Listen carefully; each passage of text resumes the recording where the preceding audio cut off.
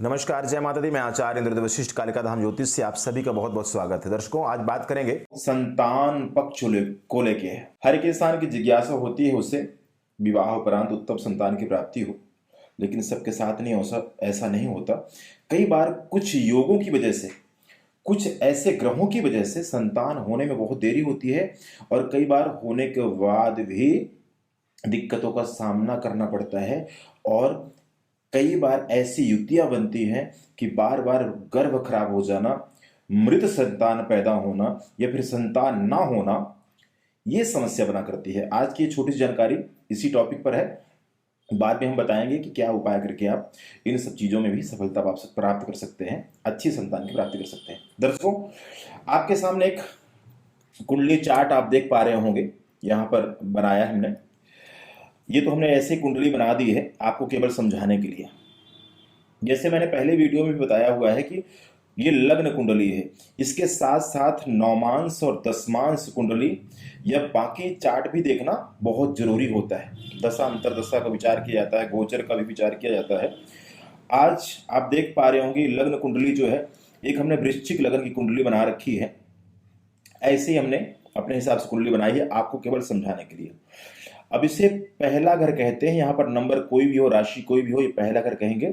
और यहाँ से जब गिनना शुरू करेंगे 1 2 3 4 5, ये जो फिफ्थ हाउस है, पांचवा घर है, ये संतान का घर होता है। यहाँ से संतान के बारे में मुख्य विचार किया जाता है। यहाँ से और भी चीजों को विचार किया जाता है, विद्या, संतान, कंपटीशन, अफेयर, सोशल मीडिया या ऐसे बहुत सारी चीजों का विचार किया जाता है, लेकिन मुख्यतः है संतान का विचार इसी भाव से किया जाता है। अब आइए शुरू करते हैं। दर्शकों, आप यहां पर यह भी देख पा रहे होंगे कि किस राशि के कौन से स्वामी बनते हैं। यहां पर जो राशि आ रही है, जैसे यहां पर 12 नंबर की राशि आ रही है, तो आप यहां देखें 12 लिखा है, इसके लॉर्ड बनते हैं, स्वामी बनते हैं गुरु। तो ये हमने आपको समझाने के लिए लिखा है, आप समझ सकते हैं। अब होता क्या है, कुंडली की इस भाव में अगर मंगल राहु की युति बन जाए या फिर राहु सूर्य की युति बन जाए या फिर ठीक सामने सातवें घर में, संतान से सातवें घर में, यानी कि लग्न कुंडली के 11वें घर में मंगल राहु बैठे हों, इनकी दृष्टि पड़ रही हो, मंगल के साथ केतु भी बैठा हो, उनकी दृष्टि पड़ रही हो, राहु के साथ सूर्य बैठे हो, तो ऐसे लोगों को मृत संतानें पैदा होती हैं, गर्भ बार बार खराब हुआ करता है। यहां पर शनि चंद्र की युति हो, शनि सूर्य की युति हो, तो उस स्थिति में संतानें हो तो जाती हैं, लेकिन विलंब से होती हैं, कई बार देरी से होती हैं। और इसके विपरीत और भी योग है, और मुख्य एक और कारण है, अगर किसी की पत्रिका में पितृ दोष बना हो, कभी पितृ दोष के बारे में भी वीडियो बनाने की कोशिश करूंगा, पितृ दोष हो तो भी संतान होने में दिक्कतें होती हैं, संतान बाधा हो जाता है। अगर पश्चिमी घर के जो लॉर्ड बनते हैं, स्वामी बनते हैं, जैसे यहाँ के स्वामी बनते हैं गुरु, बृहस्पति भी जाकर के अष्टम में बैठ जाएं या फिर 12वें भाव में बैठ जाएं, बृहस्पति भी पीड़ित हो, पंचमेश कोई भी बनता हो, यहाँ पर जो नंबर आएगा वही पंचमेश बनेंगे, आपके पंचम भाव के स्वामी बनेंगे, वो भी पीड़ित हो जाए और यहाँ पर मंगल राहु की युति बन जाए, साथ में पितृदोष वगैरह का दोनों कुंडलियों में है, पति पत्नी कुंडली में, तो फिर कई बार संतान नहीं होती। ऐसे लोगों को गोद लेना पड़ता है या अडॉप्ट करना पड़ता है। लेकिन शनि के होने के बावजूद यहाँ पर गर्भ खराब हो सकता है, संतानें देरी से होती हैं, लेकिन संतानें हो जाया करती हैं। अब आइए समझाते हैं संतान कैसे होती है, संतान योग क्या है। देखिए, संतान कब होती है, जब इस भाव, देखिए वैसे तो बृहस्पति यहां पर दृष्टि डाल रहे हैं, अगर बृहस्पति की दृष्टि पड़ रही है, यहां पर गुरु भी अगर बली बैठ जाएं, उच्च राशि के बैठ जाएं, बलवान हो जाएं, बृहस्पति शुभ ग्रह माने जाते हैं, वो भी बैठ जाएं तो संतान में दिक्कत उत्पन्न हो जाती है। इसलिए यहां पर बृहस्पति बली ना ही हो तो ठीक है। अगर मान लीजिए किसी के कुंडली में यहां बृहस्पति बहुत बली है, तो नौमांश चार्ट में या फिर और किसी चार्ट में बृहस्पति निर्बल होंगे या खराब होगा, तभी संतान की प्राप्ति हुआ करती है। इस भाव के जो स्वामी बनते हुए, जो नंबर कोई भी हो सकता है, मान लीजिए 4 नंबर है चंद्रमा बन गए, 6 नंबर है तो बुध बन गए, ये सब लिखे हुए हैं। इसके जो स्वामी बनते हैं, जब उस ग्रह की, इसके स्वामी की अंतरदशा शुरू होती है, तब संतान की प्राप्ति हो जाया करती है। या फिर कुंडली में जब गुरु बृहस्पति गोचर कर रहे हों तो बृहस्पति की दृष्टि यहां पर पड़े। अगर बृहस्पति यहां पर गोचर करेंगे तो पांचवी दृष्टि यहां पर पड़ेगी। और मान लीजिए बृहस्पति यहां पर गोचर कर रहे होंगे तो यहां से नौवीं दृष्टि बृहस्पति की यहां पर पड़ेगी। बृहस्पति यहां पर गोचर कर रहे होंगे तो सातवीं दृष्टि पड़ेगी। तो बृहस्पति की दृष्टि जब पड़ती है तो भी संतान की प्राप्ति होती है। कहने का तात्पर्य यह है कि उस समय पर प्रयास करने पर, उस समय पर उपाय पूजन पाठ प्रयोग करने से सफलता मिलती है। विपरीत समय पर कोई उपाय पूजन पाठ करने से कुछ खास सफलता नहीं मिलती है।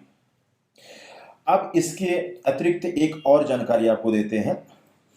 अब यहां का स्वामी अगर मान लीजिए यहां बैठ जाए या किसी भी भाव जहां बैठा हो, इस भाव के जो स्वामी बनते हो उस पर गुरु की दृष्टि पड़ रही हो तो उसके अंतरदशा में भी संतान की प्राप्ति हो जाया करती है। इसी के साथ साथ यहां के स्वामी जहां बैठे हों, मान लीजिए यहां के सामने गुरु बन रहे हैं ना इस कुंडली में, जो मैंने आपको समझाने के लिए बनाई है। तो बृहस्पति यहां पर बैठे हैं फर्स्ट हाउस में, पहले घर में, और इनकी दृष्टि पड़ती है सामने शुक्र और शनि में। तो इनकी अंतरदशा में भी, यानी कि बृहस्पति की दृष्टि जिन ग्रहों पर पड़ रही है, पंचमेश की दृष्टि जिन्हें देख रही है, उन ग्रहों की अंतरदशा में भी संतान की प्राप्ति हो जाया करती है। या फिर ये जो फिफ्थ हाउस के लॉर्ड बनते हैं, मान लीजिए यहाँ के अभी मैंने जो समझाने कुंडली बनाई है तो यहाँ के स्वामी बनते हैं बृहस्पति। बृहस्पति जिसकी राशि में बैठे हो, जैसे बृहस्पति यहाँ बैठे हैं पहले घर में, लेकिन ये राशि मंगल की है, तो मंगल कहाँ बैठे हैं, ये दशम भाव में बैठे हैं। तो मंगल की अंतरदशा में भी संतान की प्राप्ति हो जाया करती है। शुभ ग्रहों की दृष्टि पड़े तो संतान की प्राप्ति होती है। देखिए जो स्त्री कारक ग्रह हैं, शुक्र चंद्र आदि की दृष्टि जब फिफ्थ में पड़ती है या फिफ्थ हाउस से कनेक्ट रहते हैं तो कन्या संतानें ज्यादा होती हैं। सूर्य मंगल आदि बृहस्पति की अगर दृष्टि पड़ती है तो पुत्र संतति अधिक होती है। हालांकि कन्या और पुत्र में कोई भेद नहीं है, कोई विचार नहीं है, लेकिन समझाने के लिए आपको ये बातें बताई जा रही हैं। तो दर्शकों, अगर पत्रिका में ये घर पीड़ित हुआ, खराब हुआ, या फिर यहाँ बृहस्पति बलि बैठ गए, मंगल राहु बैठे हैं, सूर्य शनि बैठे हैं, पितृ दोष बना हुआ है, या फिर पंचमेश पीड़ित है, तो संतान में बहुत सारी समस्याएं आती हैं।